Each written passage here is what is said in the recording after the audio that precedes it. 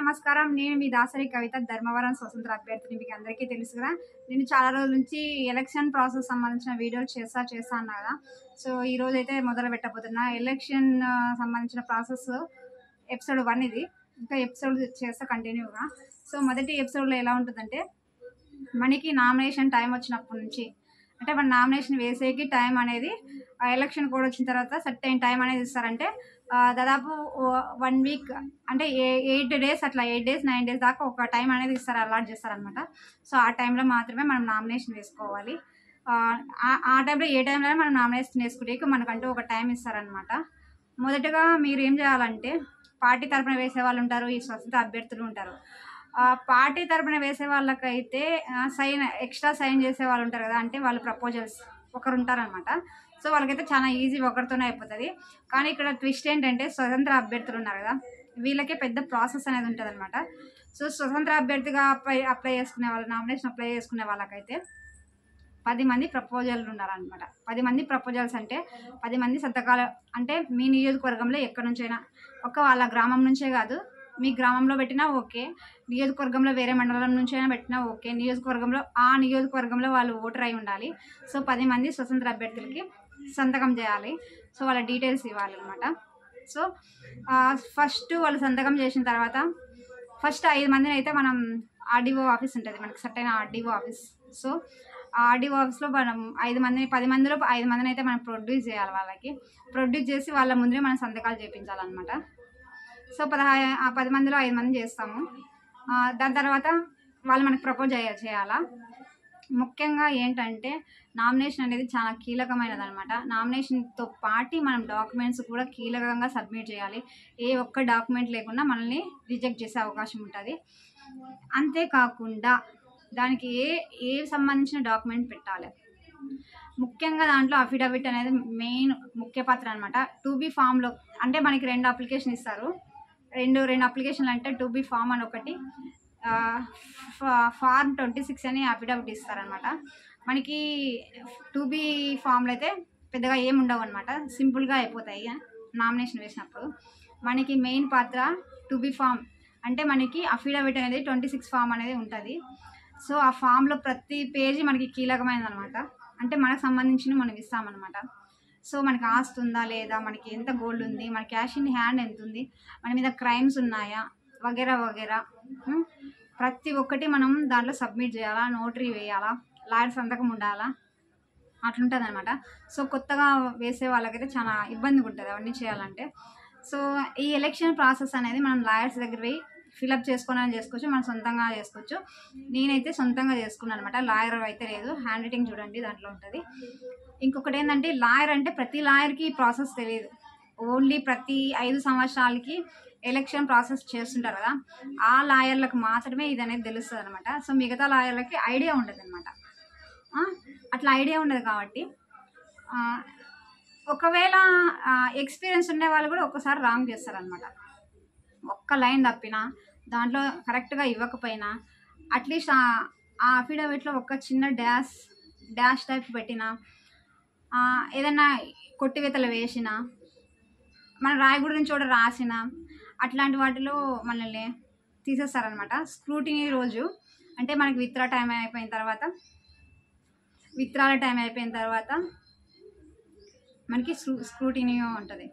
So మనకి విత్డ్రాల కంటే ముందు స్క్రూటినీ ఒకటి ఉంటుంది అనమాట. సో దాంట్లో మనం యాక్సెప్ట్ అయినామా రిజెక్ట్ అయినామా ప్రతి ఒక్కటి తెలుస్తుంది అనమాట. అది ప్రాసెస్ అనమాట. కాబట్టి చాలా జాగ్రత్తగా ఈ ఎలక్షన్ ప్రాసెస్ అనేది చేయాలి. కొత్తగా వేసే వాళ్ళకైతే చాలా కష్టం, ఏది ఒక్క డాక్యుమెంట్ లేకపోయినా వెళ్ళిపోతుంది. సో దీంట్లో ముఖ్యంగా ఎన్ఓసీలు ఉంటాయి, అంటే కేసెస్ ఉండే వాళ్ళకైతే ఇంకా చాలా కష్టం అనమాట. ఆ కేసెస్ ఉండే వాళ్ళకైతే ఎన్ఓసీలు ఇవ్వాలా, దానికి సంబంధించిన డాక్యుమెంట్స్ ఇవ్వాలా. ఇంకొకటి అయితే, ఈ ఎలక్షన్లో నేను చాలా ఇబ్బంది పడిన విషయం ఏంటంటే, ఈ క్రైమ్ ఎన్ఓసీలు అంటే నా మీద తప్పుడు కేసులు వేశారు కదా, దాంతో నాకు చాలా ఇబ్బంది అయింది. ఏమైందంటే, ఎన్ఓసీలకి తిరిగిన దాని తర్వాత మన మీద కేసెస్ ఉన్నాయంటే మనమే జనాల దగ్గరికి అంటే పబ్లిసిటీ ఇచ్చుకోవాలా, టీవీలో కానీ పేపర్లో కానీ. సో వాటికి మనం 70,000 ఖర్చు పెట్టుకోవాలా. ఇంకొకటి తెలుసా, నేను చాలామందిని అడిగిన, పేపర్ వాళ్ళని కానీ టీవీ వాళ్ళని కానీ. సో ఒక్కొక్క అంటే 3 times మనం న్యూస్లో పబ్లిసిటీ చేసుకోవాలా. సో నెక్స్ట్ 5 ఇయర్స్కి ఏమొస్తుందో తెలీదు. ఈ 5 ఇయర్స్లో అయితే అది ఉంది. సో నేను చాలామందిని కాంటాక్ట్ అయినా ఒక్కొక్క అంటే 3 టైమ్స్ పబ్లిసిటీ చేసుకోవాలి కదా. ఈ 3 టైమ్స్ ఒక్కొక్క అడ్వర్టైజ్మెంట్కి ఒక్కొక్క పేపర్ కానీ ఒక్కొక్క టీవీ ఛానల్ కానీ చాలా అడిగాయి అనమాట. నాకు చాలా ఇబ్బందిగా ఉంది అని అనిపించింది. ఒక చిన్న పోలీస్ వాళ్ళు తప్పుడు కేసు రాయడం వల్ల, అంటే వైసీపీకి అనుకూలంగా నా మీద తప్పుడు కేసు వేయడం వల్ల పోలీస్ వాళ్ళు నాకు చాలా ఇబ్బంది అయింది. ఎలక్షన్ ప్రాసెస్లో నిజంగా అంటే చాలా ఇబ్బంది అయింది. నేను నామినేషన్లో నుంచి వెళ్ళిపోతానేమో, తర్వాత ఇది ఇబ్బంది ఉంటుందేమో అనుకున్నా. ఖచ్చితంగా అయితే నాకు ఇబ్బంది అయింది అనమాట. అట్లా ప్రతి డాక్యుమెంట్ మనం సబ్మిట్ చేయాలా, ఈ 10 మంది కంపల్సరీ ఉండాలా. తర్వాత 10,000 డిపాజిట్ ఉంటుంది అనమాట. 10,000 ఉంటుంది డిపాజిట్.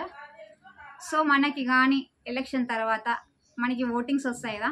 సో దానికి మనం మినిమం డిపాజిట్ ఓట్లు మనకు వస్తే ఆ 10,000 మనకి రిటర్న్ వస్తుంది అనమాట. సో లక్కీ అలా వస్తే కానీ లక్కీ అనమాట. ఈ ఎలక్షన్ ప్రాసెస్ ఎంత కష్టం అంటే చాలా, నేను చెప్పేదానికంటే మీరు కానీ రియాలిటీగా దీన్ని కానీ ఫేస్ చేస్తే చాలా కష్టం అనిపిస్తుంది అనమాట. ఎంత కష్టం అంటే నేను ఎంత కష్టపడినా అంటే నా నిజంగా అంటే దేవుడా అని అనిపించింది.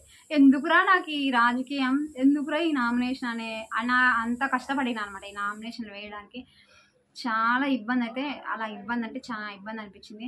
అనంతపురం ధర్మవరం మా ఊరు అట్లా తిరిగి అలసిపోయినా అనమాట. ఇంకొకటి ఏంటంటే మనం 2 చోట్ల వేసుకోవచ్చు నామినేషన్ అనేది, 2 నియోజకవర్గం నుంచి వేసుకోవచ్చు. తర్వాత మనకి యాక్సెప్ట్ అయితే ఒకటి, యాక్సెప్ట్ కాకపోతే ఒకటి. కొంతమందికి యాక్సెప్ట్ అయిందంటే విత్డ్రాల్ టైంలో బెదిరిస్తారనమాట. అంటే బెదిరించడం కానీ వాళ్ళ మీద దాడి చేయడం కానీ చేస్తారు. సో నాకైతే అది నామినేషన్కి ముందు జరిగింది. విత్డ్రాల్ టైంలో అయితే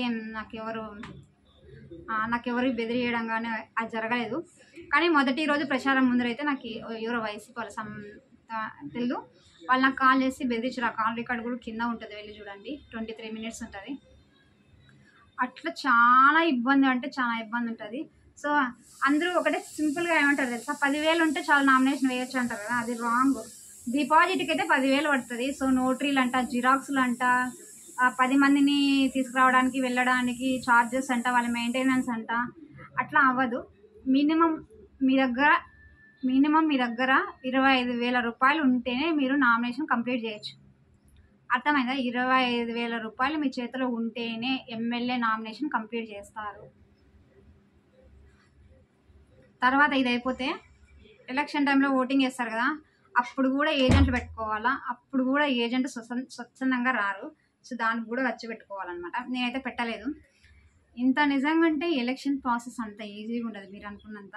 సో మీకు సింపుల్గా కనపడచ్చు, మేము ఫేస్ చేస్తున్నాం కాబట్టి. సో ఫస్ట్ 10 మంది ప్రపోజల్స్ ఉండాలా, డాక్యుమెంట్స్ ఉండాలా, 10,000 డిపాజిట్ ఉండాలా. మెయిన్గా మనకు కావాల్సింది ఈ 3 కంపల్సరీగా కీలక పాత్ర వహిస్తాయి అన్నమాట ఎలక్షన్ టైంలో. సో మెయిన్ లాయర్స్తోనే ఫిలప్ చేయించుకోవాలా. ఒకసారి లాయర్స్ కూడా రాంగ్ చేస్తారు. నాకు తెలిసి మీరే సొంతంగా ఫిలప్ చేసుకుంటే బెటర్ అనుకుంటున్నాను.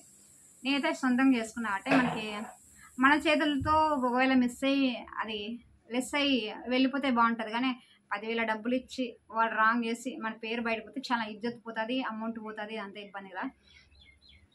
అది ప్రాసెస్. చెప్పినా కదా నా మీద తప్పుడు కేసు వేస్తారు. నేను నామినేషన్ వేసే రోజు నన్ను రిమాండ్కి తీసుకెళ్ళాలని కూడా అనుకున్నారనమాట. సో నాకు తెలంగాణ రాయర్ వచ్చి సపోర్ట్ చేసినట్టు మీకు కూడా తెలుసు. సో ఇది ఎందుకు అంటున్నా అంటే, ఇది ఎందుకో నాకు చిన్నగా ఏదో ఇక్కడ గాయమైందనమాట. సో దానివల్ల అనుకుంటున్నా, మళ్ళీ ఏమని ఫీల్ కావద్దండి. ఇది నామినేషన్ ప్రాసెస్. నేను ఏప్రిల్ 18తో స్టార్ట్ చేస్తే ఇప్పుడు మే 1 తారీఖు. సో ఇప్పటి వరకు ఎంత ఇబ్బంది పడ్డానంటే ప్రచారంలో అయితే. సో అందరికీ దండాలు పెట్టాలా నన్ను నిజంగా అంటే వాళ్ళకి నా హృదయపూర్వకంగా నేను ఏ ఊరు అయితే దిగినానో అందరికీ నేను నమస్కారం చెప్తున్నా. ఎందుకంటే పాదాభివందనాలు చేసుకోవాలి. ఎందుకంటే ఎలక్షన్ టైంలో నా మీద నేను వెళ్తే గొడవలు అవుతాయని కూడా పోలీస్ వాళ్ళకి చెప్పడం జరిగింది చాలామంది. అందుకని నాకు పర్మిషన్లు కూడా రాలేదు. అదెందుకు లింగారెడ్డిపల్లి గ్రామానికి ప్రచారానికి వెళ్ళాలన్నా కూడా ఎస్ఐ కూడా అన్నాడు, ఏమమ్మా నువ్వు ఆ ఊర్లోకి వెళ్తే గొడవలు అవుతాయంట కదా, ఒకసారి చూడు ఆలోచించి వెళ్ళేకే అని అన్నాడు. లేదు సార్, ఆ ఊరికి నన్ను వాళ్ళ కోడల్లాగా ఫీల్ అవుతారు, ఎవరు నన్ను ఏమంటారు అన్న. నేను వెళ్ళినట్లే ఆ ఊళ్ళో నన్ను నిజంగా అంటే ప్రతి ఇంటికి వాళ్ళ బిడ్డగా వాళ్ళ కోడలుగా నన్ను స్వీకరించినారు. అదే కాదు నేను మెయిన్ మొత్తం 16 ఊళ్ళు 12 చెప్పా కదా, మొత్తం 16 ఊళ్ళు అనమాట. ఏ ఊరికి వెళ్ళినా నాకు ఇంత కూడా ఏమనిపించలే, ఇంత కూడా నా మీద ఎవరు రాలేదు. అందరూ బాగా రిసీవ్ చేసుకున్నారు, అందరూ నన్ను బాగా మాట్లాడిచ్చారు. ఓట్లు ఎన్ని పడినా మనకు తెలియదు, ఓట్లు వేసినారో లేదో కూడా తెలియదు, కానీ రిసీవ్ చేసుకోవడం అయితే నాతో చాలా బాగా రిసీవ్ చేసుకున్నారనమాట.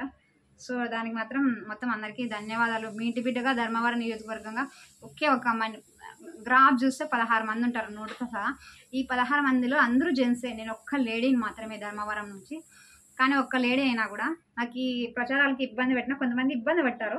అంటే ఏ విధంగా అంటే ఈమె ప్రచారాలు చేయకూడదు, ఓట్ బ్యాంకింగ్ చీలుస్తుంది అనే విధంగా ఇబ్బంది పెట్టారు. అయినా అవన్నీ ఎదుర్కొని ఫైనల్గా నేను వచ్చా.